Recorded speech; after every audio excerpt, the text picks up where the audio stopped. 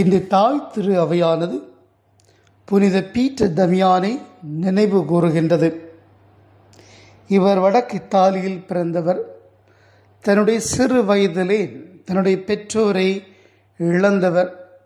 எனவே இவருடைய இரு சகோதரர்களில் ஒருவர் குடும்பத் தலைவராக இருந்து வழிநடத்துகின்றவராக இருந்தார். இவர் பன்றிகளை மேய்க்கின்ற பணியில் அமர்த்தப்பட்டார்.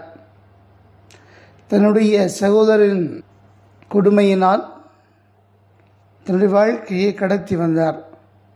இதை கண்ட இன்னொரு சகோதரர் ஆன தமியான் இவரை அந்த வீட்டிலிருந்து வரவழைத்து படிப்பதற்கான எல்லா ஏற்பாடுகளையும் செய்தார். எனவேதான் புனித பீட்டர் தன்னுடைய சகோதரர் தமியானின் பெயரையும் தன் பெயரோடு இணைத்து கொண்டார். புனித பீட்டர் தமியான் என்று. சிறு வயதில் வறுமையில் உழண்டவராக இருந்தார். எனவே தன்னுடைய வாழ்க்கையில் ஏழைகள் மீது மிகவும் பரிவு கொண்டவராக எப்போதும் தமது உணவு மேசையில் ஓரிரண்டு ஏழைகளாவது அமர வைத்து விருந்தோம்பல் செய்வது இவருடைய பண்பாக இருந்தது. படித்து ஒரு குருவாகினார், ஆயராகினார். தன்னுடைய மக்களுக்கு நிறைவான இறைப்பணியை செய்தார்.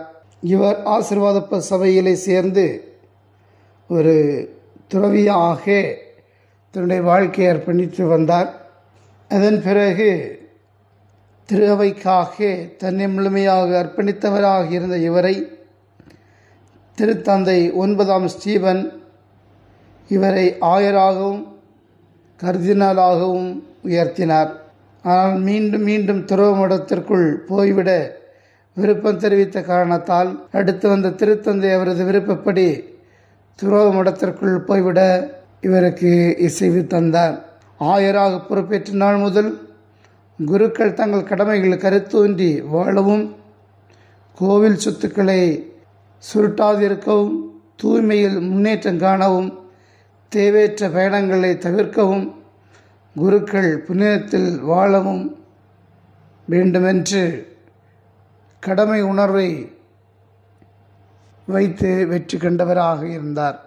எனவே திரு அவையில் பல மாற்றங்களை இவர் உருவாக தன்னை அர்ப்பணித்து வந்தார்.